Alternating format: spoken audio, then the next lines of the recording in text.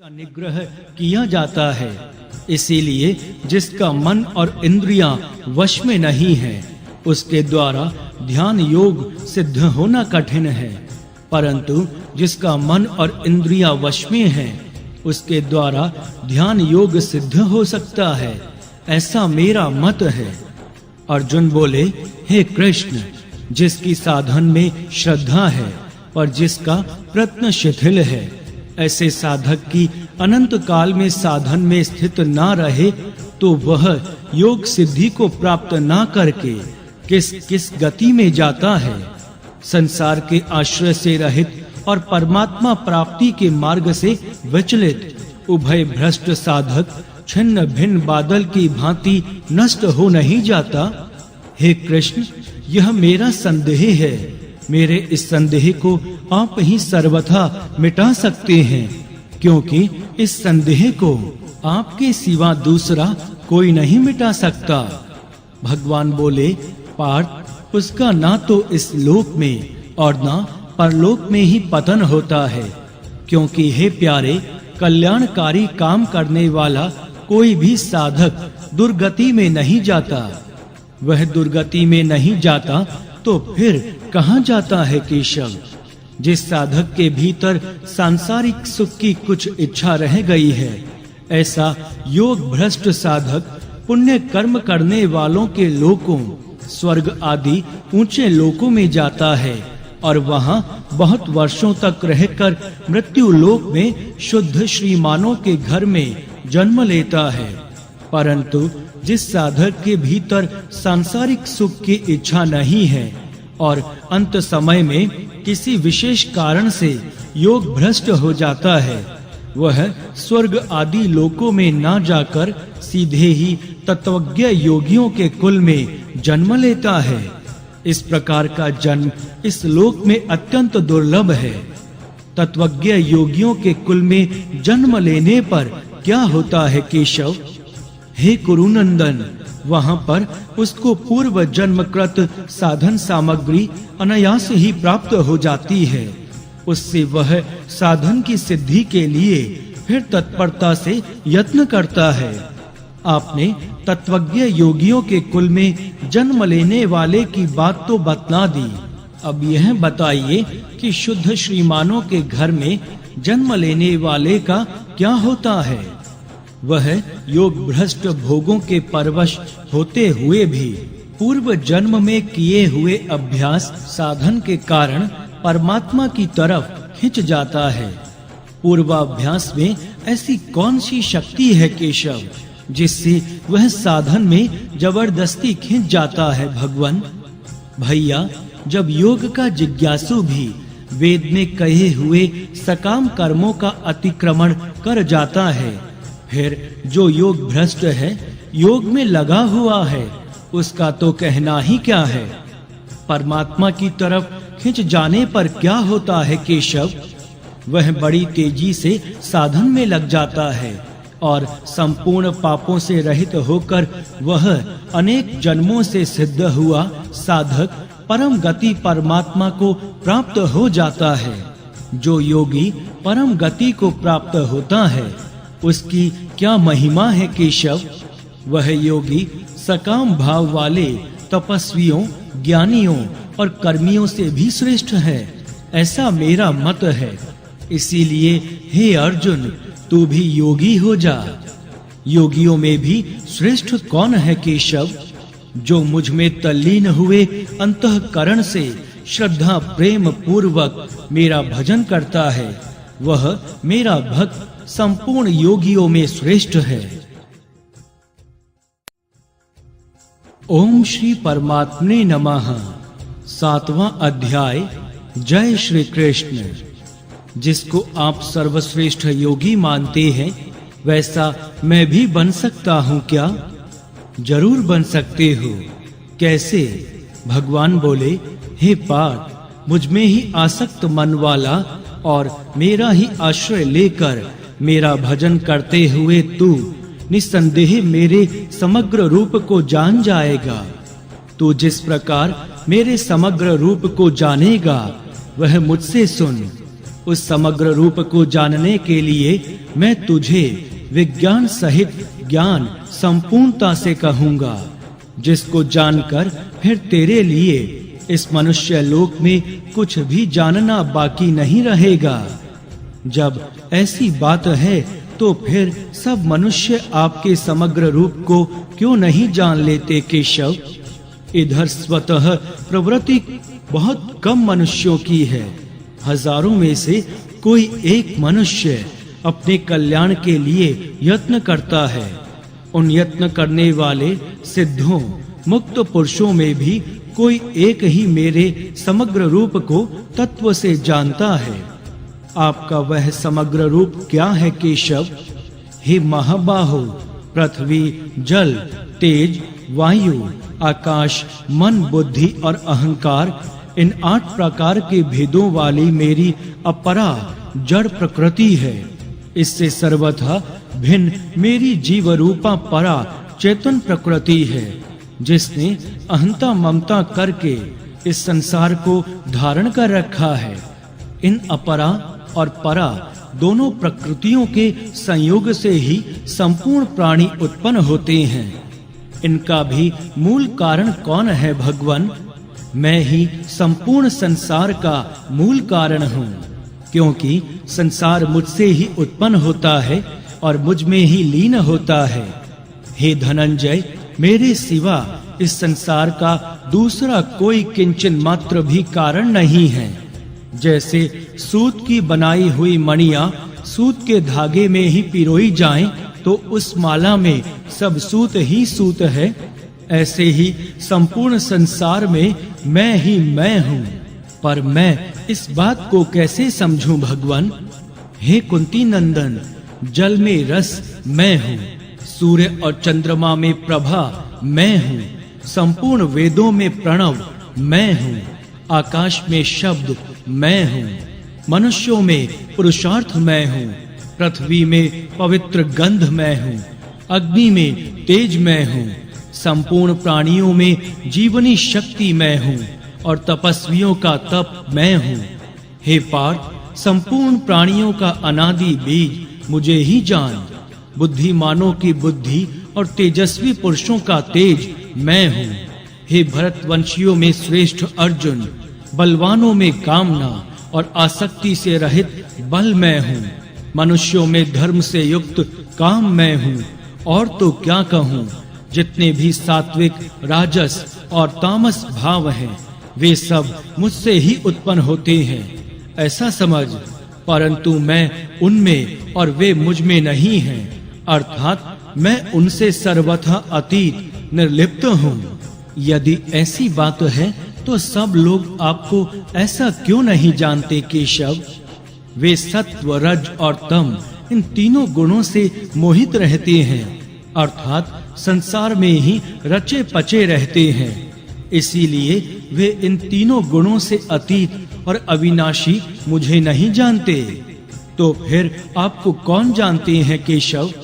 मेरे इस तीनों गुणों वाली माया को पार करना बड़ा ही कठिन है। जो इस माया से विमुख होकर केवल मेरे ही शरण हो जाते हैं, वे मेरी कृपा से इस माया को तर जाते हैं, अर्थात मुझे जान जाते हैं। जब ऐसी ही बात है तो फिर सब आपके शरण क्यों नहीं होते? जो आसुर भाव का आश्रय लेने वाले हैं और माया से जिनका ज्ञान विवेक ढका हुआ है, ऐसे मनुष्यों में महान नीच तथा पाप कर्म करने वाले मूढ़ मनुष्य मेरे शरण नहीं होते। तो फिर आपके शरण कौन होते हैं भगवान? हे भरतवंशियों में श्रेष्ठ अर्जुन, अर्थार्थी, आर्त, जिज्ञासु और ज्ञानी, ये 4 प्रकार के सुकृति भक्त मेरा भजन करते हैं, अर्थात मेरे शरण होते हैं। इन चारों में श्रेष्ठ कौन है? इन चारों भक्तों में अनन्य भक्ति वाला ज्ञानी प्रेमी भक्त श्रेष्ठ है, क्योंकि वह निरंतर मुझ में लगा रहता है। इसीलिए मैं उसको और वह मुझे अत्यंत प्यारा है। क्या दूसरे भक्त श्रेष्ठ नहीं हैं केशव? वे सभी उदार हैं, श्रेष्ठ हैं। फिर प्रेमी भक्तों में क्या विशेषता हुई? प्रेमी भक्त तो मेरी आत्मा ही है, ऐसा मेरा मत है, क्योंकि जिससे श्रेष्ठ दूसरी कोई गति नहीं है, ऐसे मुझ में ही वह लगा हुआ है और मुझ में ही दृढ़ आस्था वाला है। तात्पर्य है कि अर्थार्थी में धन की इच्छा है, आर्त में दुख दूर करने की भी इच्छा है और जिज्ञासु में तत्व को जानने की भी इच्छा है, परंतु ज्ञानी में तो किसी भी तरह की कोई इच्छा नहीं है। ज्ञानी अर्थात प्रेमी भक्त की इतनी महिमा क्यों है? बहुत जन्मों के अंतिम इस मनुष्य जन्म में मेरे शरण होकर सब कुछ वासुदेव परमात्मा ही है, ऐसा ज्ञानवान महात्मा संसार में अत्यंत दुर्लभ है। ऐसा प्रेमी भक्त ना होने में क्या कारण है? तरह तरह की कामनाओं के कारण जिनका सब कुछ वासुदेव ही है, यह ज्ञान ढक गया है। ऐसे वे अपने स्वभाव के परवश हुए मनुष्य मेरे शरण ना होकर कामना पूर्ति के लिए अनेक उपायों और नियमों को धारण करते हुए दूसरे देवताओं के शरण हो जाते हैं, अर्थात उन देवताओं की उपासना में लग जाते हैं। उनको आप अपनी तरफ क्यों नहीं खींच लेते केशव? मैं मनुष्यों की दी हुई स्वतंत्रता को छीनता नहीं हूँ, प्रत्युत जो मनुष्य श्रद्धा पूर्वक जिस देवता का पूजन करना चाहता है, उस देवता के प्रति मैं उसकी श्रद्धा को दृढ़ कर देता हूँ और वह उसी श्रद्धा से युक्त होकर सकाम भाव से उस देवता की उपासना करता है। परंतु भैया, एक विचित्र बात है कि उनको उस उपासना से जो फल मिलता है वह मेरे द्वारा विधान किया हुआ ही मिलता है, पर सकाम भाव पूर्वक देवताओं की उपासना करने के कारण उन अल्प बुद्धि वाले मनुष्यों को अंत वाला अर्थात उत्पन्न और नष्ट होने वाला फल ही मिलता है, मैं नहीं मिलता। देवताओं का पूजन करने वाले अधिक से अधिक देवताओं के पुनरावृत्ति लोकों में जा सकते हैं, पर मेरे भक्त मुझे ही प्राप्त होते हैं। जब आपके भक्त आपको ही प्राप्त होते हैं, तो फिर सब आपके भक्त क्यों नहीं हो जाते केशव? भैया, बुद्धिहीन मनुष्य मेरे सर्वश्रेष्ठ अविनाशी परम भाव को ना जानते हुए मुझ अव्यक्त परमात्मा को जन्मने मरने वाला मनुष्य ही मानते हैं। फिर वे मेरे भक्त कैसे बन सकते हैं? वे आपके परम भाव को नहीं जानते तो ना सही, पर आप उनके सामने अपने असली रूप से प्रकट क्यों नहीं हो जाते केशव? नहीं भैया, जब वे मूढ़ लोग मुझे अजन्मा और अविनाशी नहीं मानते, तब योग माया से अच्छी प्रकार से आवृत हुआ मैं उनके सामने अपने असली रूप से प्रकट नहीं होता। क्या उस योग माया का पर्दा आपके सामने नहीं रहता केशव? नहीं अर्जुन, मैं तो भूत, भविष्य और वर्तमान में होने वाले संपूर्ण प्राणियों को जानता हूँ, पर वे माया से मोहित जीव मुझे नहीं जानते। आपको ना जानने में मुख्य कारण क्या है केशव? हे भरतवंशी अर्जुन, मुझे ना जानने में मुख्य कारण है राग और द्वेष से उत्पन्न होने वाला द्वंद्व मोह। हे परंतप, इसी द्वंद्व मोह से मोहित संपूर्ण प्राणी संसार में जन्म मरण को प्राप्त होते रहते हैं। तो क्या सभी द्वंद्व मोह से मोहित रहते हैं? नहीं, जिन पुण्य कर्मा मनुष्यों के पाप नष्ट हो गए हैं, वे द्वंद्व मोह से रहित हो जाते हैं और दृढ़ व्रती होकर मेरे भजन में लग जाते हैं। दृढ़ व्रती होकर आपके भजन में लग जाने से क्या होता है केशव? जो जरा मरण आदि दुखों से मुक्ति पाने के लिए केवल मेरा ही आश्रय लेकर यत्न करते हैं, वे उस ब्रह्म को, संपूर्ण अध्यात्म को और संपूर्ण कर्म को जान जाते हैं, तथा वे अधिभूत, अधिदैव और अधियज्ञ के सहित मुझे अर्थात मेरे समग्र रूप को, सब कुछ वासुदेव ही है, इस रूप को जान जाते हैं। इतना ही नहीं, वे अनन्य भक्त अंत काल में मुझे ही प्राप्त होते हैं। ओम श्री परमात्मे नमः। 8वां अध्याय। जय श्री कृष्ण।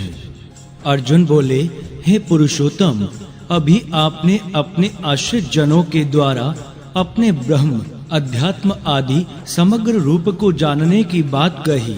अतः मैं ये पूछना चाहता हूँ कि वह ब्रह्म क्या है? भगवान बोले, उस परम अक्षर अर्थात निर्गुण निराकार परमात्मा को ब्रह्म कहते हैं। वह अध्यात्म क्या है केशव? जीवों की सत्ता होनेपन को अध्यात्म कहते हैं।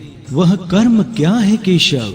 महाप्रलय में अपने कर्मों के सहित मुझ में लीन हुए जीवों को महासर्ग के आदि में कर्म फल भोग के लिए अपने में से प्रकट कर देना अर्थात शरीरों के साथ विशेष संबंध कर देना ही त्याग रूप कर्म है। अधिभूत किसको कहा गया है भगवान? हे देहधारियों में श्रेष्ठ अर्जुन, नष्ट होने वाले मात्र पदार्थ अधिभूत हैं। अधिदेव किसको कहा जाता है केशव? सृष्टि के आरंभ में सबसे पहले प्रकट होने वाले हिरण्यगर्भ ब्रह्मा जी अधिदेव हैं। इस देह में अधियज्ञ कौन है? इस मनुष्य शरीर में अंतर्यामी रूप से मैं ही अधियज्ञ हूँ। हे मधुसूदन, वश में किए हुए अंतःकरण वाले मनुष्यों के द्वारा अंत काल में आप कैसे जानने में आते हैं? हे अर्जुन, मैं पहले अंत काल के विषय में अपना नियम सुनाता हूँ। जो मनुष्य अंत काल में मेरा स्मरण करते हुए शरीर छोड़ता है वह मुझे ही प्राप्त होता है, इसमें संशय नहीं है। अंत काल में आपका स्मरण करे तो आपको प्राप्त होगा, पर यदि आपका स्मरण ना करे तो केशव, हे कुंती नंदन, मनुष्य अंत समय में जिस जिस भाव का स्मरण करते हुए ही शरीर छोड़ता है वह उसी अंत समय के भाव से सदा भावित हुआ उसी भाव को प्राप्त हो जाता है। तो फिर अंत काल में आपके स्मरण के लिए क्या करना चाहिए? तू अपने मन और बुद्धि को मुझ में अर्पण करके सब समय मेरा ही स्मरण कर और प्राप्त कर्तव्य कर्म भी कर। इससे क्या होगा केशव? तू निसंदेह मुझे ही प्राप्त होगा। आपके किस स्वरूप का चिंतन करने से नियतात्मा मनुष्य आपको कैसे प्राप्त कर लेता है भगवान? मेरे सगुण निराकार, निर्गुण निराकार और सगुण साकार ये 3 स्वरूप हैं। इनमें से पहले मैं सगुण निराकार के चिंतन से अपनी प्राप्ति बताता हूँ। हे पार्थ, जो मनुष्य अभ्यास योग से युक्त अनन्य चित्त से परम दिव्य पुरुष का अर्थात मेरे सगुण निराकार स्वरूप का चिंतन करता हुआ शरीर छोड़ता है वह मेरे उसी स्वरूप को प्राप्त हो जाता है। वह स्वरूप कैसा है भगवान? वह सर्वज्ञ है, सबका आदि है, सब पर शासन करने वाला है, सूक्ष्म से सूक्ष्म है, सबका धारण पोषण करने वाला है, अचिंत्य है और अज्ञान अंधकार से रहित तथा सूर्य की भांति प्रकाश स्वरूप है। ऐसे स्वरूप का जो चिंतन करता है वह भक्ति युक्त मनुष्य अंत काल में योग बल के द्वारा अचल मन से अपने प्राणों को भ्रुकुटी के मध्य में अच्छी तरह से स्थापन करके शरीर छोड़ने पर उस परम दिव्य पुरुष को प्राप्त हो जाता है। मैंने आपके सगुण निराकार स्वरूप के चिंतन से आपकी प्राप्ति की बात सुन ली। अब यह बताइए कि निर्गुण निराकार के चिंतन से नियत आत्मा मनुष्य आपको कैसे प्राप्त करता है? वेद वेता लोग जिसको अक्षर कहते हैं, राग रहित यति लोग जिसको प्राप्त करते हैं और जिसको प्राप्त करने की इच्छा से ब्रह्मचारी ब्रह्मचर्य का पालन करते हैं, उस पद की प्राप्ति की बात मैं संक्षेप से कहूँगा। जो साधक अंत काल में संपूर्ण इंद्रियों को वश में करके मन को हृदय में स्थापित करके और प्राणों को मस्तिष्क में धारण करके योग धारणा में स्थित हुआ ओम इस एक अक्षर ब्रह्म का उच्चारण और मेरे निर्गुण निराकार स्वरूप का चिंतन करता हुआ शरीर छोड़ता है, वह परम गति को प्राप्त होता है। निर्गुण निराकार के चिंतन से आप प्राप्त हो जाते हैं। यह बात मैंने सुन ली। अब यह बताइए कि सगुण साकार के चिंतन से नियत आत्मा मनुष्य आपको कैसे प्राप्त करता है?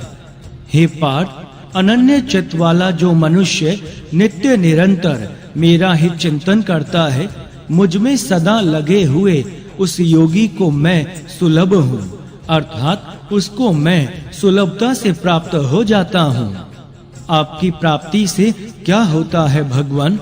जो महात्मा लोग मेरे परम प्रेम से युक्त होकर मुझे प्राप्त कर लेते हैं, वे हर समय मिटने वाले और दुखों के घर रूप पुनर्जन्म को प्राप्त नहीं होते। तो फिर पुनर्जन्म किसका होता है केशव? हे अर्जुन, ब्रह्मलोक तक सभी लोग पुनरावृत्ति हैं, इसीलिए उन लोकों में जाने पर फिर लौटकर आना ही पड़ता है, अर्थात फिर जन्म लेना ही पड़ता है। परंतु हे कौन्तेय, मेरी प्राप्ति होने पर फिर जन्म नहीं लेना पड़ता। वे लोग पुनरावृत्ति क्यों हैं केशव? काल की अवधि वाले होने से। वह काल की अवधि क्या है केशव? दिन रात के तत्व को जानने वाले पुरुष यह जानते हैं कि 1000 चतुर्युगी बीतने पर ब्रह्मा का एक दिन होता है और 1000 ही चतुर्युगी बीतने पर ब्रह्मा की एक रात होती है। ब्रह्मा के दिन के आरंभ काल में, अर्थात नींद से ब्रह्मा के जगने पर, ब्रह्मा जी के सूक्ष्म शरीर से संपूर्ण प्राणी प्रकट होते हैं और ब्रह्मा जी की रात के आरंभ काल में, अर्थात ब्रह्मा जी के सोने पर, ब्रह्मा जी के सूक्ष्म शरीर में संपूर्ण प्राणी लीन हो जाते हैं। वे प्राणी बार बार क्यों जन्मते मरते हैं भगवान? प्राणियों का समुदाय तो वही करता है जो कि पहले सर्गों में था, पर केवल अपने राग द्वेष युक्त स्वभाव के परवश होकर वही प्राणी समुदाय बार बार ब्रह्मा जी के दिन के समय उत्पन्न होता रहता है और ब्रह्मा जी की रात के समय लीन होता रहता है। उन अव्यक्त ब्रह्मा जी के सूक्ष्म शरीर से भी श्रेष्ठ और कोई है क्या जिसका कभी विनाश ना होता हो? हाँ, उन ब्रह्मा से भी पर श्रेष्ठ एक नित्य निरंतर रहने वाला भाव रूप अव्यक्त परमात्मा है, जो कि संपूर्ण प्राणियों के नष्ट होने पर भी नष्ट नहीं होता। उसी को अव्यक्त अक्षर और परम गति कहते हैं, तथा जिसे प्राप्त होने पर जीव फिर लौटकर संसार में नहीं आते, वही मेरा परम धाम स्वरूप है। उस परम धाम की प्राप्ति कैसे हो केशव? हे पार्थ, जिसके अंतर्गत सब संसार है और जिससे सब संसार व्याप्त है, वह परम पुरुष परमात्मा अनन्य भक्ति से प्राप्त होता है। अन्य संसार का संबंध ना रखने से और अन्य का संबंध रखने से क्या होता है? हे अर्जुन, जिस मार्ग से गए हुए अन्य का संबंध ना रखने वाले प्राणी फिर लौटकर संसार में नहीं आते और जिस मार्ग से गए हुए अन्य का संबंध रखने वाले प्राणी फिर लौटकर संसार में आते हैं, उन दोनों मार्गों को मैं कहूँगा।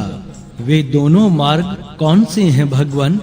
जिस मार्ग में प्रकाश स्वरूप अग्नि दिन, शुक्ल पक्ष और 6 महीने वाले उत्तरायण के अधिपति देवता हैं, शरीर छोड़कर उस मार्ग से गए हुए ब्रह्मवेता लोग ब्रह्म को प्राप्त हो जाते हैं, अर्थात फिर लौटकर नहीं आते।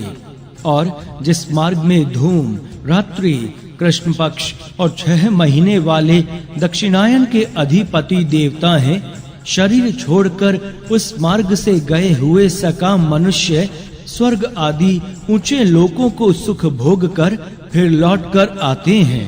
ये दोनों मार्ग कब से शुरू हुए हैं गोविंद? प्राणियों के ये दोनों शुक्ल और कृष्ण मार्ग अनादि हैं। इनमें से शुक्ल मार्ग से गए हुए को लौटकर नहीं आना पड़ता और कृष्ण मार्ग से गए हुए को लौटकर आना पड़ता है। लौटकर न आना पड़े इसके लिए क्या करें भगवान? हे पार्थ, इन दोनों मार्गों के परिणाम को जानने से कोई भी योगी संसार में मोहित नहीं होता। इसीलिए हे अर्जुन, तू सब समय में योग युक्त हो जा, अर्थात संसार में सदा ही निर्लिप्त निर्विकार रहे। योगी होने से क्या होगा भगवान? वेद में, यज्ञ में, तप में तथा दान में जो जो पुण्य फल कहे गए हैं, योगी उन सभी पुण्य फलों का अतिक्रमण करके आदि स्थान परमात्मा को प्राप्त हो जाता है। ओम श्री परमात्मे नमः। 9वां अध्याय। जय श्री कृष्ण। मेरे द्वारा बीच में ही प्रश्न करने से आपने जो बातें कही उनको मैंने सुन लिया। मेरे द्वारा प्रश्न करने से पहले आप और क्या कहना चाहते थे भगवान? भगवान बोले, भैया मैं पहले विज्ञान सहित ज्ञान की बात कर रहा था। वही अत्यंत गोपनीय विज्ञान सहित ज्ञान दोष रहित तेरे लिए मैं फिर कहूँगा, जिसको जानकर तू जन्म मरण रूप संसार से मुक्त हो जाएगा। वह विज्ञान सहित ज्ञान तो बड़ा कठिन होगा। नहीं भैया, वह विज्ञान सहित ज्ञान संपूर्ण विद्याओं का राजा, संपूर्ण गोपनीयों का राजा, अति पवित्र, अति उत्तम, प्रत्यक्ष फल वाला, धर्ममय और अविनाशी है तथा करने में, काम में लाने में बहुत ही सुगम है। ऐसी सुगम विद्या को सबके सब प्राप्त क्यों नहीं कर लेते? हे परंतप, मनुष्य इस ज्ञान विज्ञान रूप धर्म पर श्रद्धा विश्वास नहीं करते, इसीलिए वे मुझे प्राप्त न होकर मौत रूपी संसार के मार्ग में लौटते रहते हैं, अर्थात बार बार जन्मते मरते रहते हैं। वह ज्ञान विज्ञान रूप धर्म विद्या क्या है भगवान? मैं अव्यक्त रूप से संपूर्ण प्राणियों में हूँ और संपूर्ण प्राणी मुझ में हैं, तथा मैं संपूर्ण प्राणियों में नहीं हूँ और संपूर्ण प्राणी मुझ में नहीं हैं, अर्थात जहाँ प्राणियों की स्वतंत्र सत्ता मानी जाए वहाँ तो सब प्राणियों में मैं हूँ और सब प्राणी मुझ में हैं, परंतु जहाँ प्राणियों की स्वतंत्र सत्ता ना मानी जाए वहाँ मैं प्राणियों में नहीं हूँ और प्राणी मुझ में नहीं है, किंतु सब कुछ मैं ही मैं हूँ। पर इस संसार का उत्पादक और आधार तो कोई होगा ही। भैया, हूँ तो मैं ही, परंतु मेरा स्वरूप संपूर्ण प्राणियों को उत्पन्न करने वाला, सबको धारण करने वाला और उनका भरण पोषण करने वाला होता हुआ भी उन प्राणियों में स्थित नहीं है, उनसे सर्वथा निर्लिप्त है। मेरे इस ईश्वर संबंधी योग सामर्थ्य को समझो, तो फिर वे प्राणी आपस में किस प्रकार स्थित हैं। जैसे सब जगह विचरने वाली महान वायु निरंतर आकाश में ही स्थित रहती है, ऐसे ही सब प्राणी मुझ में ही स्थित रहते हैं, ऐसा मानो। फिर तो वे प्राणी मुक्त हो जाते होंगे केशव। नहीं कुंती नंदन, प्रकृति के साथ संबंध रखने वाले वे प्राणी प्रलय काल में अर्थात महाप्रलय में मेरी प्रकृति में लीन हो जाते हैं और महासर्ग के आरंभ में मैं फिर उनकी रचना कर देता हूँ। आप उनकी रचना कब तक करते रहते हैं केशव? जब तक वे अपनी प्रकृति स्वभाव के परवश रहते हैं, तब तक मैं अपनी प्रकृति को वश में करके उनकी बार बार रचना करता रहता हूँ। जब आप उनकी बार बार रचना करते हैं, तब आपका उनकी रचना रूप कर्मों के साथ संबंध रहता होगा भगवान। नहीं धनंजय, मैं उन कर्मों में आसक्ति रहित तथा उदासीन की तरह सर्वथा निर्लिप्त रहता हूँ, इसीलिए वे कर्म मुझे नहीं बांधते।